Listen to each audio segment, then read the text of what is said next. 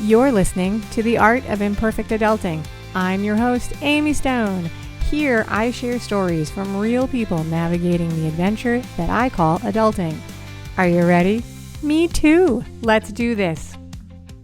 Hello, friends. In this episode, I'm going to introduce you to Laura Marie Rubin, and we talk about how her life changed when the company she was working for closed up pretty suddenly, actually. So it was at this time where Laura Marie says that she felt like all of a sudden she had choices for the very first time at 45 years old. So we talk about that. And we talk about what she did next and how it all came together. Laura Marie is also the first person I may have ever spoken with in all of my many, many conversations, although my memory is not perfect here, but she speaks adoringly and lovingly and favorably about the smell of her barn, you guys. Admittedly, I'm a fairly urban creature with very little barn exposure, very little barn experience or exposure, but I love that about this conversation. Gotta say, I love it. All right, and now it's time. Let's go. Laura Marie Rubin, welcome to The Art of Imperfect Adulting. I'm so glad you're here. Are you ready for a fun chat? I am so ready. Let's do this. Yay! All right. I start all my interviews with the same warm up question. Share with us what part of the world you call home. I call Parker, Colorado home. It's about 45 minutes south of Denver. Yay! All right. And so, in just a second, we're going to get to the topic of the day. But before we do that, I have one more warm up question, which is can you share with me and all the people who are watching and listening something you do to take care of yourself that might be considered self care?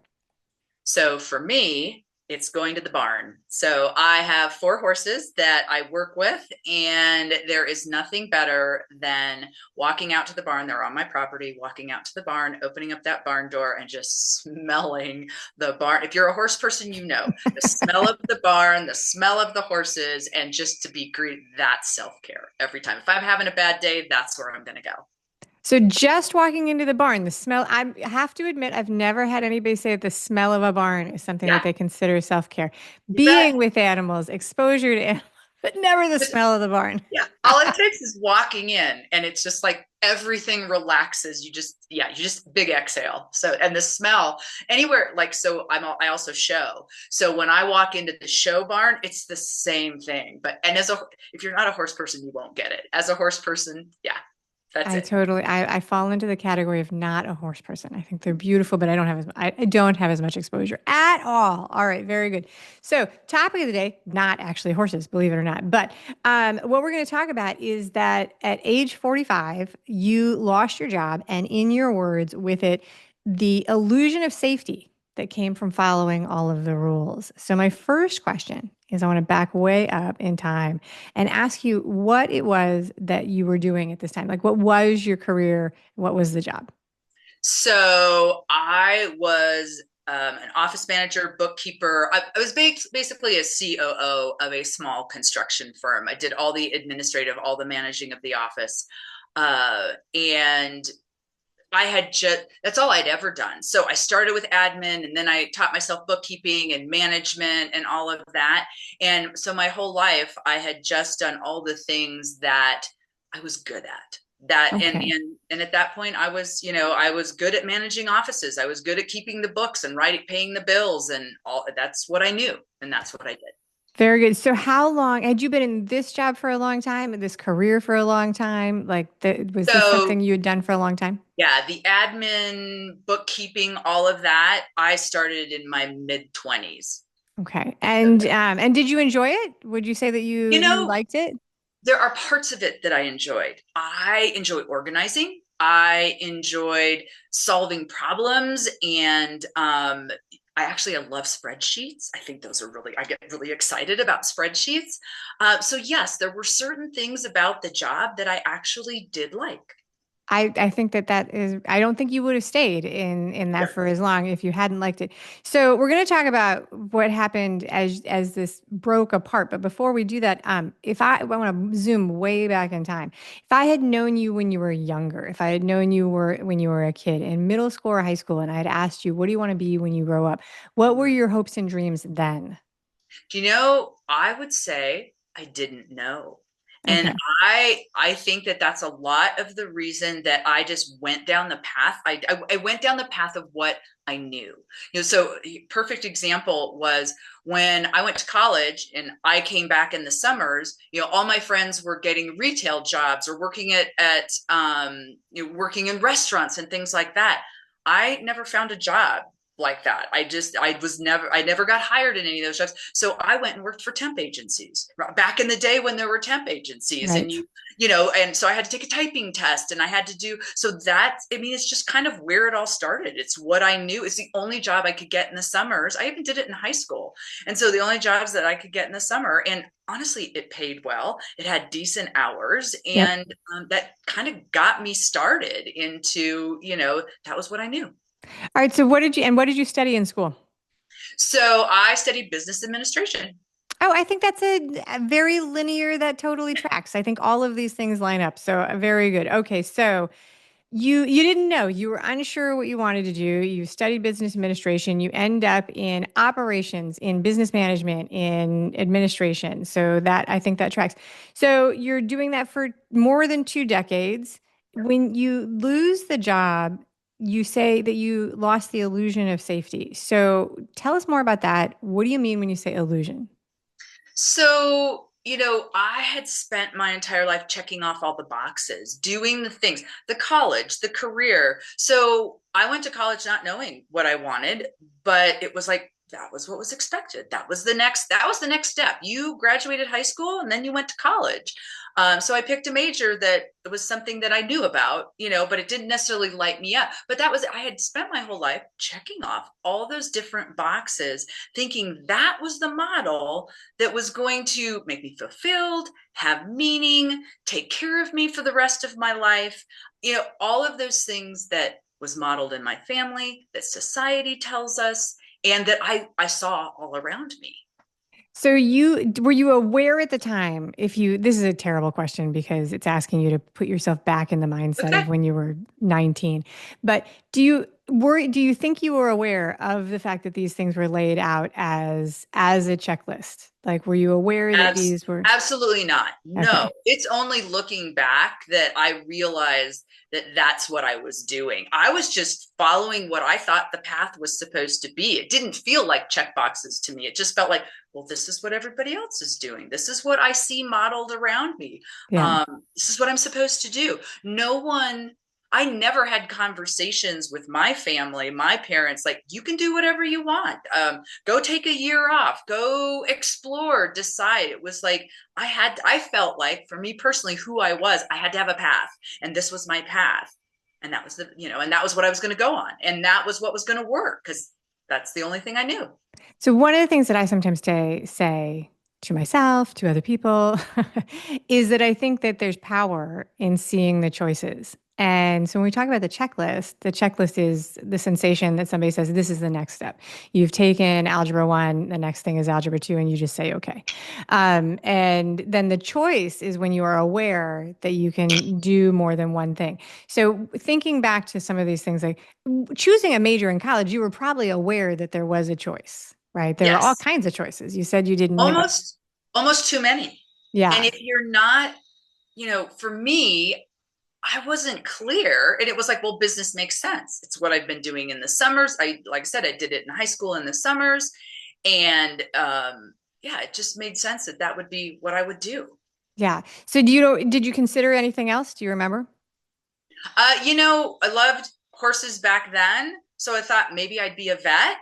And that quickly changed because of the time, the effort, the financial outlay that's involved in it. And I wasn't that interested in being Okay. it. And But you still like that choice.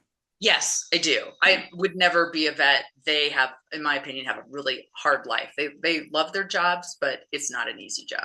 So no. It's a very, very hard job. We all love our vets, but it is a very, very hard Yes. job. And it's an incredibly challenging Oh, yes. study path. Yeah. Yeah. Because yes, definitely. And that wasn't the path that I was not that, I'll be honest, I was not that motivated to go that All path. right. That was a Yeah. lot of work.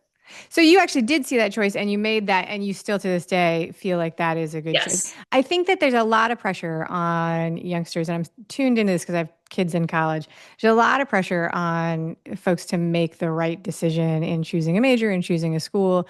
I remember feeling that when I was there at that age, and at the same time, 3 decades later, I'm like, I'm not sure how much difference it makes, to tell you the Yes. truth. Like, I mean, it does. If you want to be an engineer, it's a very clear path. If you want to be a surgeon, those clear. But for the rest of us, I think I that, could I could not agree more. Yeah, yeah. I think there are certain professions that obviously need to have college degrees, but I think there's a lot you can do in life that experience trumps the college degree every time. Yes. And even if you I think that college can be an excellent experience and have a lot of value, which is not directly tied to Yes. the profession you have.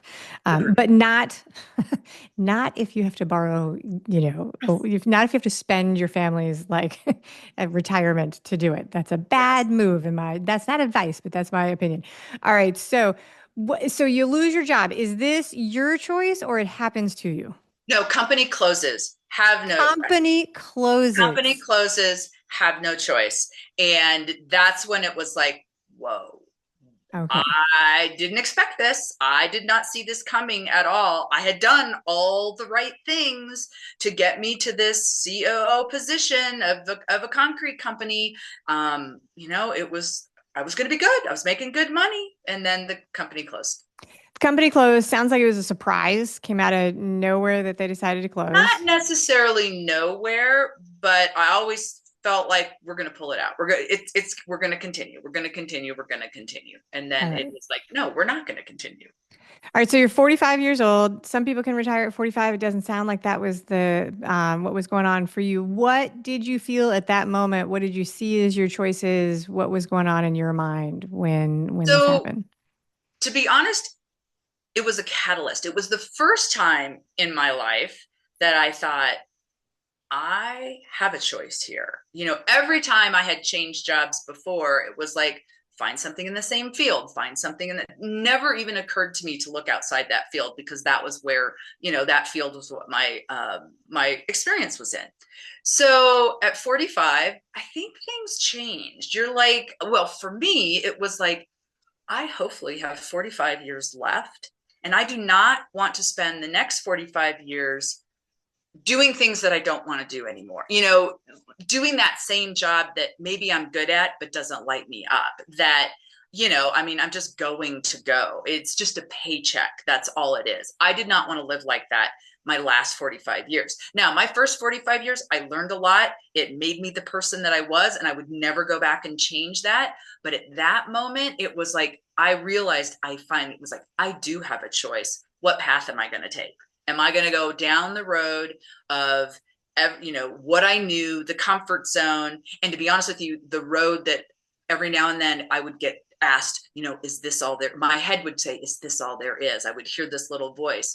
Or do I take the other path, unknown, not my comfort zone, not really sure even what that path is. However, I felt this sense of possibility and potential. And Okay, right from the beginning. Right right from from the the beginning, I thought, you know what? There's more. There's, okay. I mean, I have spent 40, I'm a smart woman. I am very capable. I've done a lot of things in my life. I don't want to continue doing this work that doesn't light me up. What lights me up? And that was really the big question. What is it that lights me up? Because I had spent so much time living in that box and being that persona that I wasn't sure what parts were really me and what parts were just what was just the mask or the superwoman cape that I was wearing just to get through life. Yeah, so sometimes it's called the awakening. Yeah. There's a Oh, person named Shafali, Dr. Shafali, and she calls this the awakening. And I think I think that that's a pretty optimistic word, but I would say that if you've ever experienced it, when you look around, you're like, oh my God, whose life is this? Doesn't yes. feel so great in the moment. All right, so what you said in the intake form is you said you realized that you had spent too long living by everyone else's rules. Yes. So give me an example of how you came to see that in this time. Like what did it feel like in the moment? Give me an example of a time where you realized you were like, wait a minute, I don't actually care about this. It was like my parents very much. was like, there were certain jobs that you did. There were certain, you worked for someone. Okay. And I thought, I don't want to work for someone. So along my 45 years, I had job after job after job. And, I chalked it up to, I would get bored. And it was like, oh, this isn't really, and then I just go find another one, and I'd find another one. And I did lose I did get released a couple times. But it was always like, I had to find a job, I had to find a job. And I realized that I didn't really want to work for anybody else. I wanted to work for me. But in my family, that wasn't, no one would have even entertained that idea. That was totally foreign to them. So it was like, wow, I can choose. I don't have to go back and get a W-2 job. I can become a contractor of some sort, doing whatever I want. And I could have time freedom. Obviously, we all know being your own boss and being an entrepreneur doesn't necessarily always give you time freedom, but I had that potential. That is the joke, right? It's like you might be unhappily working 40 hours a week or 50 hours a week for somebody else. And you have a salary and they're like, I'm going to go work for myself. And so then you're working 100 hours a week. But hopefully it's something that really lights you up. So yeah, no, absolutely. And you hopefully that's the beginning, and it's not always like that. Yes, but it's definitely when it's yours, you never quite shut it off. So That's true. it's always kind of there, and that's definitely that. So you had no example within your family of other people that had worked for themselves, and you had a strong origin story of my correct role in society is to work for other people and be paid with a paycheck. Did you have other people who were around you that were examples or representation of people jumping ship and working for themselves and experiencing success? Not really. Wow. I shouldn't say that. I did have friends and people that I knew that did work for themselves, but I wouldn't necessarily call them a role model. I just knew that there was another way to do things. Okay, And so I'm always like, once I set my mind to something, it's like, all right, I'm all in. I'm all in. So I'm all in. Here we go. I don't know what I'm all in or doing, but I'm all in. Here I go. It's like I'm once all in. All in what? I don't oh know. no. We're gonna find out, but I'm jumping in with both feet. I love it. All right, And very it was good. scary. Oh my gosh, really scary. And in the journey, I made some decisions that, twists and turns, stops and starts. It Yeah. was not a linear path at all either. Yes. Well, and how did that feel when you were going through it, when you realized that, well, we'll come back to that actually. We're not far along in this for that question to make sense. So you say that you were choosing, or you are choosing, making a life that felt like yours Yep. and not following the map anymore. So we've talked about the checklist and the map and that sort of process. What was the process of peeling back the layers and figuring out where the line was between what you wanted to do for yourself and what you had been doing before that you realized was really messaging from other people? I think the biggest thing was deciding, what did I like? What were my core values? How did I want to show, just like basic, who am I at my core? What were the core values that I want? I don't think that I ever stopped long enough to really know myself. And that's really what it's all about. It's about this self-knowing that, and I didn't know who I was. I really didn't. I had, like I said, followed everybody else's rules, thought that this were the things that I wanted to do. And so that was the first piece. It's like, what is it that I really like? What is it that and that actually started with, what is it that I don't like? Sometimes it's Yeah. easier to figure out what we don't like. And then from there, we can decide, oh yeah, this is what I like from that. So there was a lot of reflection in, what do I don't like? What do I like? What are my values? And then taking that information and comparing it to what was going on in my life. Like, does it match? Where doesn't it match? So I hear this from other people frequently that they do this rediscovery of what are their preferences, what are their dreams, what are their desires, what are their values. And so of the audience who's listening, there's going to be a group of people who really resonate with that right away. And there's also going to be people who are like, what are you talking about? How can you be 45 years old and not know what you like? So how did this even come into being? How did you realize that you like were you by yourself realizing this, just walking down the path one day and you're like, I don't know what I like? Or were you working with other people, having conversations with people? How did you come to the realization you were like, I'm not sure I know what I like anymore? I think for me, it was like losing the job. I'm going to go back to it's the catalyst. You're Okay. stripped bare, basically. I mean, what you thought was going to, how things were going to be are no longer. And then for me, I started, it's like, well, what else isn't quite right? And I had that nagging feeling. So as I mentioned, every now and then I'd get that whisper, is this all there is? And Yeah. then I would ignore it and immediately push harder for whatever that next box, whatever that next checkbox was. Cause it was like, well, I'm just not working hard enough. I'm not doing the right things. I've just got to work harder on this linear path. And I've got my blinders on because I don't see anything else but what's, I just got to work harder. I got to do more. I'm not doing the right thing to get to whatever, Yeah. whatever this basic is. And so, yeah, it was just this. I was tired. I was tired of running on that hamster wheel. And then I would vacillate between the hamster wheel and being on autopilot because I would have burned myself out on the hamster wheel. And I just was tired. And I honestly just thought there's got to be a better way. There really So does. what were some of the things, so you knew you didn't want to work for somebody else. What were some of the other things that you highlighted that you were like, this is not going to be for me anymore? The 9 to 5 was not going to be for me anymore. I wanted to be able to have the schedule, and as we joked, we all have crazy schedules sometimes as an entrepreneur, but I wanted to be able to have control of my own schedule. I did not want to be controlled by other people's deadlines. Especially in the accounting world, you've got deadlines you've got to meet. And I Yeah. was tired of meeting the deadlines. I was tired of going into an office every day and, you know, I had to make sure my kids were at school at a certain time, and then I had to make sure I was home to go get them. I wanted to be released from all those time constraints. I was ready for a change in that. Roughly how old were your kids when this was happening? My kids at 45 were almost out of the house. So I Okay. wasn't having to worry about shelling, but I'm thinking about, what led up to this and Yeah. all those times. Yeah, it was time. I was just tired of having someone else dictate how my life goes, what time frame, what I was Yeah. expected to do.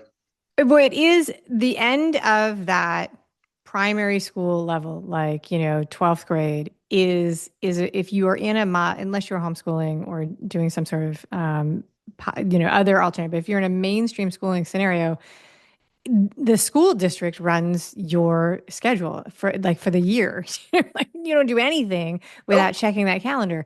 And so, and when I had itty bitty babies, I remember a nurse said, somebody was saying they needed to get the baby on an eating and sleeping schedule. And she was like, oh my God, don't even worry about it. You will be on a schedule when you start school, and it won't be yours, but you will be on a schedule. Oh my So gosh. I think that that's a really interesting thing because you could see you said they were almost out of the house. Yep. So they were more independent. You could see the end of that marathon level commitment that you had made to do that. And it's not something that we talk about as much as we probably should because we don't get a lot of positive reinforcement for saying, I'm ready for this phase to be over as a Yes. mom. Like, we get the message of like, oh, you're gonna miss them. Yes. And also I'm really happy Yes. it's over. You know? Yes. And also is so true. So true. Exactly. So I think that that's really fair. So you could see the end of that. You were ready to take control of that. So that's a personal element. You were ready to not go into the office anymore, not work for anybody else. Those are the things that you were releasing. What were some of the values that you uncovered that you wanted to lean into as a part of this exploration? So for me, connection, having Okay. deep connections with people, and you make friends at work, but they're work friends. I mean, so many times when I would move from job to job, when I had just decided I wanted to do something differently, I would have made friends at those previous workplaces. But then when I left, that was it. The connection was, was work. Yeah. That was it. So I was really yearning for like I loved meaningful conversations. I really loved connecting with people. Joy. I wanted to do I Joy is at the top of my list. And then also ease, grace. I have my little saying: ease, grace, joy, and flow. Those are the four things that those are my lens. And I look to see if I can match all four. Awesome. But I have to match at least two in whatever I'm doing. And this is the process that I went through. I have to match at least two of those in whatever I'm doing or whoever I'm meeting. And then those other two, I have to be getting in a different way. It somehow related to that situation, but not maybe directly. So Right. Because there is a piece of this, right? We're talking about like life and living 45 years and the in the season, I for a very, very long time I was really resistant to people referring to life as season of life. But I think it does once you once you get enough of it under your belt, you can see it a little bit better. But there is that time frame when you have young kids and a job and a house. And it is like I never felt like I was in control of that ship. I felt like I was hanging onto the caboose of the family yes, life, right? And so and then to be able to say, hey, now I have the place where I can choose it. I think that's really empowering. So do you think, but my point there is that if it's not in control of you, where it's all encompassing, not everything comes from one part of your life. So not all the yes, parts of joy come from your career. right. Not all the parts of joy come necessarily from maybe a relationship or a group of relationships. And so being able to put the puzzle together and see it reduces the pressure on any of those singular Yes. things. Yes. And I agree. It's not just one thing. It is Right. definitely not just one thing. And it's, yeah, all of those pieces come together. I totally agree. And here's the thing about midlife. I so agree with the word awakening because I feel like as women, we hit 40 and all of a sudden it's like kids are moving on, that stage is over. And it's like, wow, what about me? Now all of a sudden we get to look at ourselves and decide what do we want for us, Yeah. because we've spent so much. So it is really an I, a great time, I think. Yeah, it definitely can be. I can remember one very distinct moment. I had spent so much. I have a very long season of kidding, raising kids, and I was in a I was in a point where I was like, this is never going to end. I am going to spend the rest of my life driving these people around. And then I was like, oh, wait a minute. And I could see, I was like, oh, wait a minute. Once this one starts to drive, then there's only one more. I was like, oh, wait, okay. And it was like, oh, there's the end. There's the end. It's a long way away, but it's Yep. out there. So all right, do you think that if this company had not closed and you had not been pushed to do this, do you think you would have found the way to go through this process of self-evaluation and make these changes, or do you think you'd still be working at the jobs? I think I'd still be working at the jobs. I really do. Um, I think that I would become more aware of it. Might have been more of a thorn in my side, I should say, and like more of a like poke, as opposed to like a really quiet whisper. But I think I would have continued. Yeah, so I think that's fair. And I think that's very good. Okay, so in a minute, we're going to do the final questions. I want to give you a chance to talk directly about what you're doing now. You have a company that I think is called Wild Awake Woman. Tell us what that is and what you do and how you want people to try and connect with you after the show. That. So my passion is providing a place for women to come and I just say exhale. They get to take the mask off. They get to drop the cape. They get to come and be whoever they are with no judgment. There's no expectations. The conditioning, they can drop the layers, all of those things. And we do it in the company of horses. And my favorite thing is just to watch these women find clarity, find peace, find the ease, grace, joy, and flow for their life. And they come away taking that person, having that clarity in how they want to live their life day to day. And the horses just are magnificent mirrors to what is going on energetically within us that oftentimes we don't notice and we don't know. So they're really the stars of the program. I just show up in the conduit and ask the right questions, and then the horses really do all the work. It's really fabulous to watch. I have a ranch in Parker, and I have 4 horses that I work with. And so I'm just super passionate about helping women find themselves, really. Right. So this is equine Yes, experience, equine right? guided coaching is Equine guided coach. I have never done this, but I've heard about this for the years. So I live in Miami, Florida. We don't actually have a lot of horses in my part of Miami. And so I have very limited experience. I grew up in New York City. I have limited experience. yes. But I have heard about this and the way the horses, the big, beautiful, majestic horses are just they reflect and mirror back whatever you bring into the Yep. space with them. I actually was invited to a coaching program where this was an element of it. It didn't match up with what I was doing, but I would have been fascinated to do it. I am very interested in it. I would like for all of the horses to like me if I So was in that experience. and that is a common need and want. As women, we're people pleasing, so we're horse pleasing. We want them to like us. And there's messages and everything. I had a group here last night, and it's always phenomenal how they show up, and the women, and not is everyone's transformed. Whether there's only one person getting coached, 2 people getting coached, everyone else in the group is just actually absolutely transformed and gets something by it. So that is my passion. That is what I do a lot of.